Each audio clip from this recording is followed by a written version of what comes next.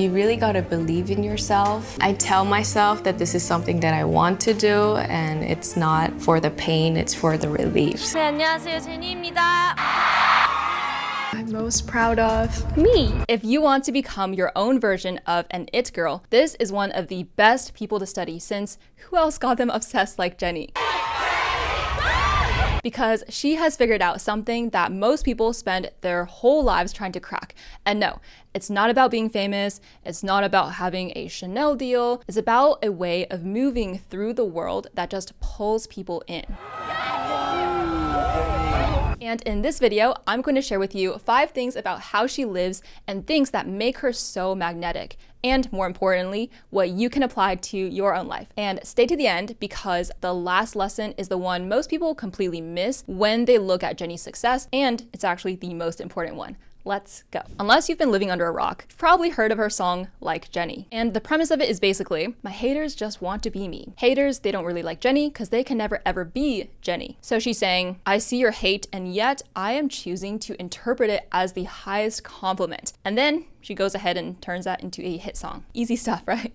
But there's actually so much more than just a confident lyric. Her song actually represents something that she does constantly that is really rare, which is whatever comes at her, she figures out how to extract something good from it. She doesn't just ignore the negativity, she actually converts it into fuel. That's why lesson 1 is, like Jennie, take everything to your advantage, even hate. I don't care what anyone else is gonna say about it. And so what that means for you is, when something negative comes your way, are you letting it bring you down, or are you finding a way to let it bring you up? Because here's the thing, letting something bring you down doesn't actually give you anything. It gives you no benefit at all, but it just costs you energy. But if you can flip it even a little bit, suddenly that thing is working for you instead of against you. Like, for example, say you're scrolling on Instagram and you see someone on this amazing dream tropical vacation with a big group of friends, and you feel like scrolling on your couch by yourself, this little pang of, I wish that was me. You can let that just make you feel bad about your own life and convince yourself to scroll more and more until you're in an endless pity party of other people having better lives than you. Or you can extract the good from it and use it as like, okay, so what can I do to make that happen for myself? Let it be inspiration instead of jealous comparison. Say you see someone online who is successful, but you don't totally agree with, or maybe you think they had a leg up in life. Like, you might say, well, Jennie did come from a well-off family, so it's easy for her to not care what other people think. And I get that. But here's the thing, telling yourself that doesn't actually give you anything. It just makes you feel better about not trying. Even if someone had advantages that you didn't,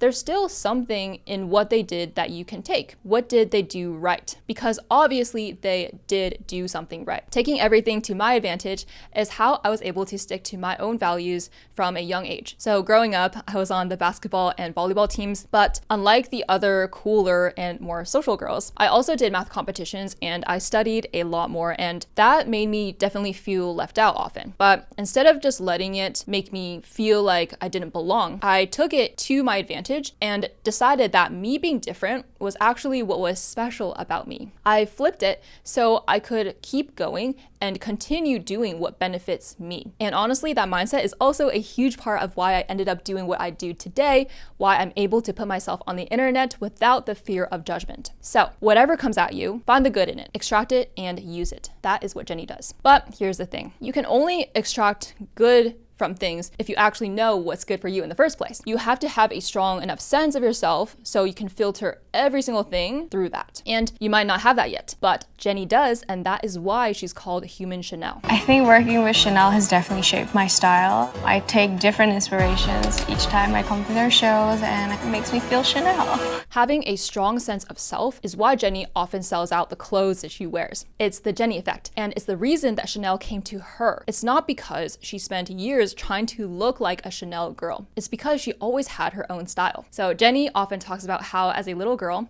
she used to go through her mom's wardrobe looking for vintage Chanel pieces. I stole my mom's vintage Chanel bag out of her closet and I keep it in my closet now. And she had this whole relationship with that entire fashion world before she even had a platform and before she had a deal and before anyone in the world knew who she was. The taste came first, then recognition followed. The brand just had to have Jennie because she's one of one. And that's the whole lesson 2 right there. Set trends instead of chasing them. What it means for you is you cannot copy your way to being magnetic. If you see an influencer and you try to replicate her style exactly, it just won't land the same way. And that's because the aura, per se, isn't in the clothes, it's in the specificity of knowing who you are and just being fully that. It's wearing what enhances you. You fit clothes into your brand. You don't fit yourself into the clothes, and you need to discover your true preferences. A big part of that is learning, of course, as I always talk about with the CEO method, cut.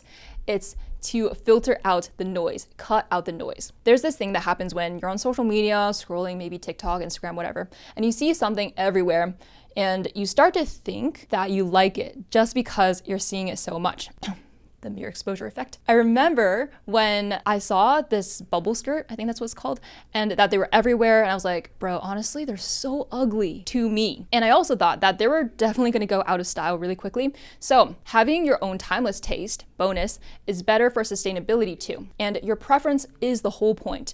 Just because something is everywhere doesn't mean it's for you. Growing up, I actually wore this Chinese brocade shirt, and I remember really liking it, but as I got older, living in a pretty white neighborhood, I just started following what everyone else was wearing because it felt safe. The 2010s era meant a lot of boho clothes. Think like peasant tops and, the big pendant necklaces. And it's not like I didn't like them. I just didn't know how to express myself from scratch. It wasn't until my early 20s that I felt this strong craving to wear things that actually represent my culture, almost on purpose at first, because I was embracing it more. So now I really enjoy wearing modern Chinese streetwear, like statement pieces and unique pieces, things that make me really happy every time I put them on because they feel like they express a part of what's inside of me. You don't become an it girl by just looking like one. You become one by looking like yourself so consistently, and you let that shine and be unique such that other people start looking at you. Knowing your own aesthetic gives you a point of view. But what gives Jennie the foundation to never second guess it? It's not just knowing yourself, it's believing in yourself enough to stand next to it. Because if you don't stand for something, you'll fall for anything. Next, please. And that goes into lesson number 3. Okay, so if you've been on the internet, again, you might have seen other people talk about how Jennie is arrogant or like the mean girl of K-pop. Maybe she's just a little too confident, and that's why they say that. But have they really considered why she's so confident? Jennie started training at YG at just 14 years old. I was singing my whole life. And for 6 years, before the world knew her name, she was putting in the work day after day, dancing and singing for hours on end with monthly evaluations and high pressure. She herself has even described this period as an intense time where she witnessed many other trainees give up. And this was all while there was no guarantee of success. But at the end of it, she built her skills, her ability to perform, her deserving of success. I can decide my own fate. And just like in my other videos, that's that human capital I always talk about. So she didn't just show up confident. It's not something you fake and you shout affirmations in the mirror about. Instead, what you need to do is like Jennie, she worked hard, built her human capital, and built something real first. And that's why lesson 3 is confidence comes from competence. Real confidence, the kind that doesn't crack when someone criticizes you, doesn't come from telling yourself you're great or awesome or pretty or whatever else. It comes from doing something hard and then knowing you did it. What are you the most proud of? Breaking through my fear of walking out of my comfort zone and coming this far. When I decided to do this difficult thing called YouTube, I thought, well, I've done hard things before. I learned organic chemistry and I literally got a 4.0 in it. Fun fact, for goodness sakes, like that was a really hard class. And thermodynamics, all the other chemi classes like physical chemistry, I can't do a single bit of it now, but it was really, really hard. And if I could do that, I could figure out how to grow a YouTube channel. It would definitely take time and work. I knew that, but I believe I can do it. That's the confidence I carried in. Not, I know I will succeed, but I know I can figure things out. And that is the most useful kind. The grades, the jobs, and the achievements, those are just evidence. What actually sticks is knowing what you're made of. And when you know that, you stop needing people to confirm it. Gradually, your body learned to deal with this pain and you feel so proud of yourself. Of course, to build competence, you need discipline, consistency, doing the thing despite self-doubt. all of the things that the self-help videos talk about. So if you would like to learn how to achieve those in just 7 days, you can check out my free transformation guide linked down below. Now, here's the other thing. Building your human capital means showing up over and over again across a long period of time.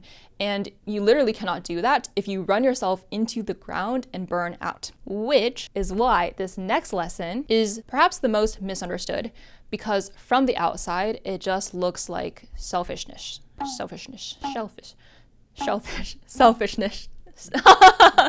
From the outside, it just looks like selfishness. During Blackpink's world tour, Jennie performed with an ankle injury. Fans noticed she wasn't going full out, and the internet went after her, calling her lazy, and this isn't a rare accusation either. And the thing that caused this was the expectation from fans that Jennie should always push through, no matter what, and to give the fans what they came there for. However, she didn't. She protected herself so that she could heal. And because she did, she came back and went on to do everything she's done since. And that is why lesson 4 is put yourself first and don't apologize for it. Now, only Jennie understands the extent of what she's going through and her stamina and everything, so there's no point speculating, because at the end of the day, the point is that she consistently chooses herself, and maybe that's why she can deliver more long-term to her fans. So I'm like a mom to myself. People might have expectations of you. Your friend might ask you for a favor, or your coach tells you to push through the pain if you have an injury,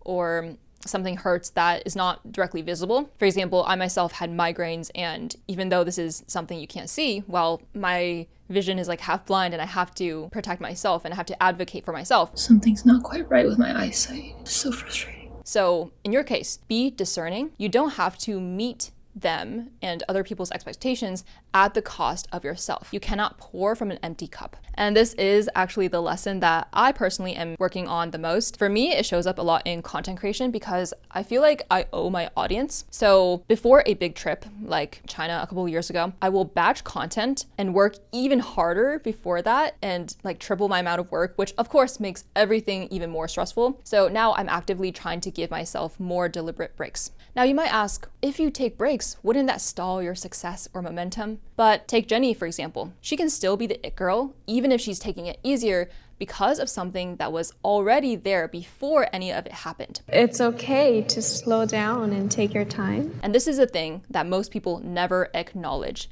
And that is the last lesson. Look at Jennie now. The Gentle Monster, the Chanel campaigns, the $1 million, sorry, not $1 million, it's probably $1 million too. The 1,000,000 copy album, the label she founded. It looks almost too easy for her to just get whatever she wants. Like she just showed up and all of this was waiting for her. But do you remember her backstory that I mentioned earlier? The 6 whole years of hard work, training from morning to night, when no one knew who she was, dancing and singing as a teenager, while other kids her age were at school living normal lives and they had more certainty of what was going to happen to them. All of what Jennie did before debuting was behind the scenes. Then a few years later, for Ruby to come out and be a hit, again, no one saw the work that it took to make it happen. What most people miss is what you see is just the tip of the iceberg. Everything that made it possible, the invisible work, the uncertainty, the time she probably questioned everything, is sitting beneath the surface, out of sight. And that's why lesson 5 is the iceberg effect. The best success, real, lasting, and what actually feels good is when what people see is just the very top and everything underneath is so much bigger. People who are all show, all talk, and nothing underneath, you will feel it eventually.